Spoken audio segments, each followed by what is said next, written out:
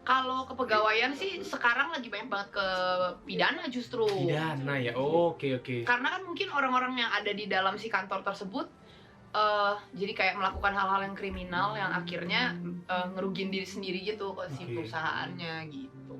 Perusahaannya jadi dirugikan, jadi mereka tuh menggugat si karyawan atau karyawan yang menggugat. Enggak, bukan menggugat. Jadi gini, kalau gugat Gimana, itu gimana? kan dia bicaranya soal perdata nih gitu kan. Sementara kalau misalnya karyawan, kadang-kadang ada yang misalnya ngambil duit perusahaan. Nah, kayak gitu itu jatuhnya ke penggelapan, dan penggelapan itu masuknya ke ranah pidana gitu. Oh, penggelapan.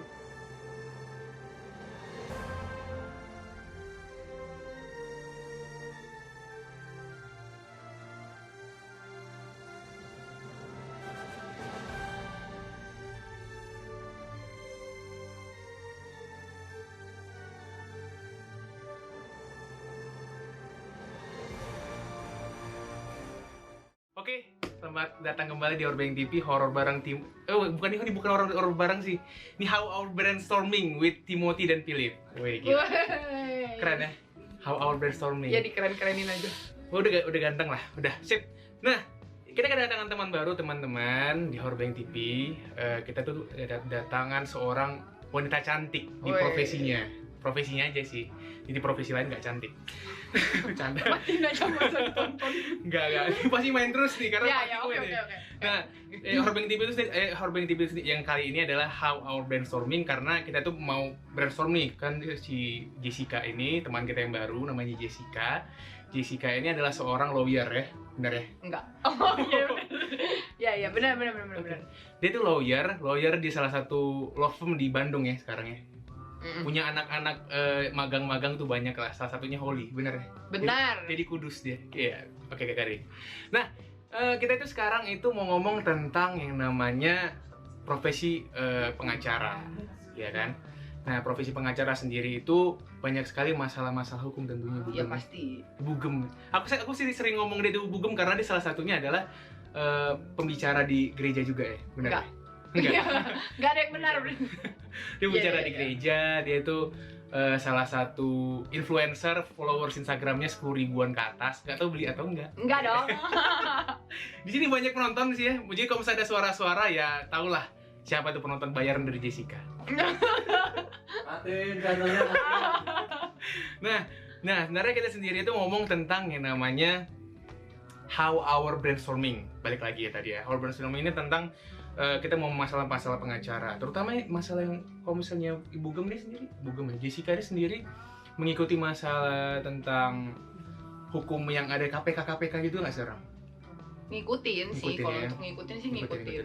Oh, kalau misalnya sama yang itu warkop apa namanya, yang masalah warkop itu ikutin nggak? Warkop apa? Warkop DKI, yang itu yang masalah hak cipta. Oh, yang ngikutin. Kalau Ngikutin untuk apa sih namanya? Kalau untuk berita-berita sih ya pasti ngikutin. Cuman kan memang kalau kita berbicara lawyering, dia kan emang banyak bidang tuh gitu. Jadi ya kalau untuk berita doang ya emang buat jadi referensi kita aja biar tahu.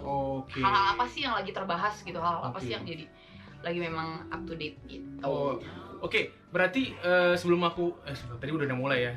Nanti teman kita Pak Timothy belum bisa hadir, tapi nanti akan hadir si Pak Timothy ya tentunya. Nah, sama yang ini sekarang ini ngomong tentang yang namanya hak cipta. Tapi sebelum itu semua, Bugem sendiri tuh, Jessica sendiri, sebenarnya fokusnya lawyernya kemana sih kira-kira?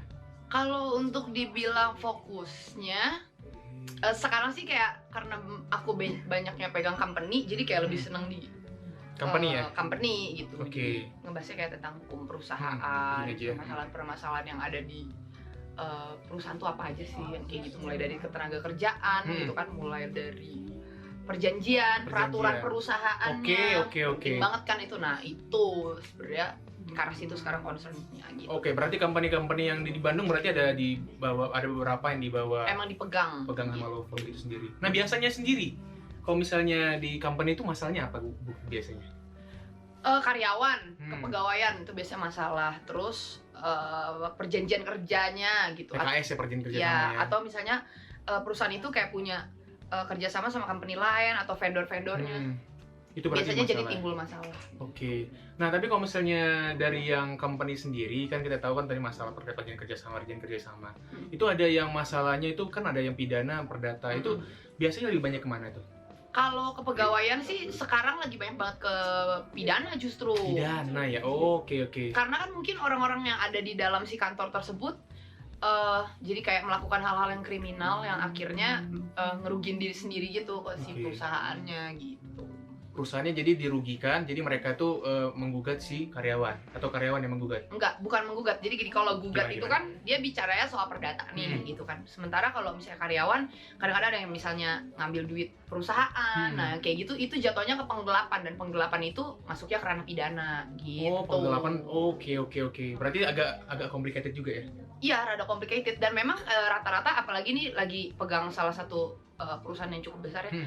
Dia tuh lumayan besar gitu si pegawainya ini untuk ngambil penggelapan ini duit sampai bisa di kepala 300 juta. Oh, berarti korupsi ya?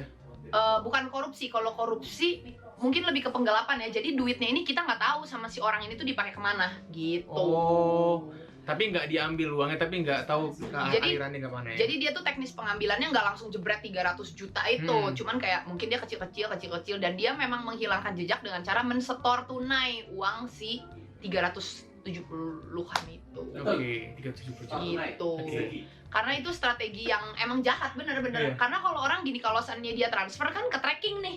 Oke. Dari siapa ke siapa gitu. Tapi kalau dia store tunai ya nggak akan ada yang tahu mau di mana juga, yang penting duitnya masuk. Dan itu tuh udah terjadi 1,5 tahun ke belakang kalau untuk kasus si orang yang lagi kita bahas ini ya. 1,5 tahun ke belakang, dan itu jumlahnya udah cukup besar, 370-an juta. Waduh, oke. Sementara gaji dia tuh cuma 3,7 UMR ya? UMR lah. Bandung ya? Main aman sih kalau. Berarti sekitar 10 tahun, bukan ya? Berapa? 18 bulanan. Harus? Enggak lah. 18 bulan dong Oh dia. iya. Oke, saya nggak pada hitung-hitungan. Saya cuma bisa ini depan kamera aja. Bugem. Oke. Nah, kan tadi ngomong masalah-masalah ini ya. Terutama yang di masalah yang dipegangnya dia sebenarnya itu Jessica ini sendiri. Nah, tapi selain itu Jessica ini adalah menariknya, dia tuh adalah seorang yang aktif juga di webinar-webinar ya. Iya, emang Nah, sering juga sih. Sering juga ya. Jadi kalau misalnya Saya webinar-webinar diundang gitu. diundang-undang. Berarti ada YouTube-nya webinar-webinarnya juga nggak ada? Ya harus nge-calling ke yang bikin acara. Oh, berarti acara sendiri belum punya YouTube sendiri ya? Nanti buat sendiri lah. Oh, bukan sendiri. Ya. Biar ada yang nonton kayak Horbeng TV gitu Iya, ya. biar ada yang nonton kan lumayan. Dibayar. Kamu nonton bayaran kayak karena emang Ardi ya kan.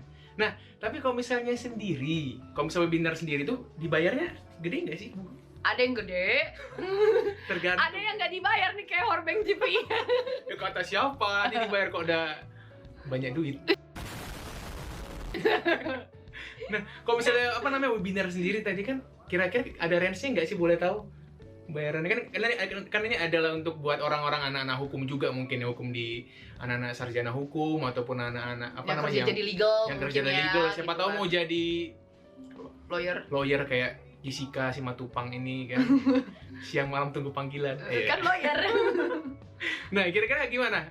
Menjanjikan nggak sih dari terutama dari webinar dulu lah? Kalau dari webinar sih sebenarnya gimana cara pengemasan kita ya, maksudnya gini, yang jadi target kita tuh apa? Kalau misalnya memang anak muda, contoh orang-orang yang lagi menyusun skripsi nih, dari SH menuju ke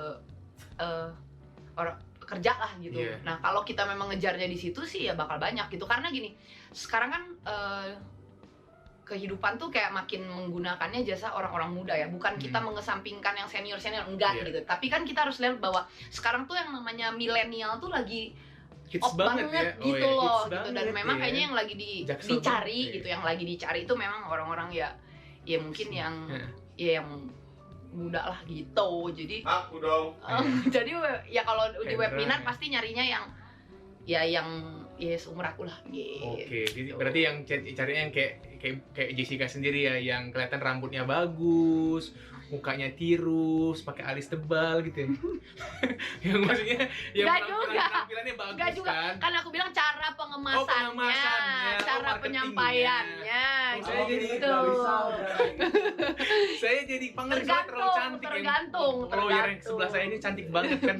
Tergantung. Gitu ya. Oke, berarti. Gitu. Oke, berarti menjanjikan ya selalu dari webinar juga. Nah, Iya. selain itu dari kalau misalnya kamu kan sendiri kan selain dari law firm yang company ini juga ada main di bagian-bagian lain kan, misalnya kayak ada khusus sendiri, gimana Iya. tuh? Itu kira-kira menjanjikan nggak sih profit ataupun dari pendapatan dari ya situlah?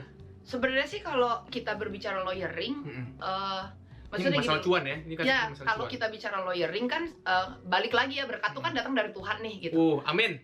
Lagian kayak memang sebenarnya lebih ke arah trust ya. Kalau kita berbicara lawyering itu kita Oke. berbicara trust. Maksudnya banyak orang pintar hukum, banyak orang paham hukum, Oke. banyak orang bisa jalan di praktisi hukum, tapi tidak banyak orang yang bisa membuat orang lain atau klien tuh percaya.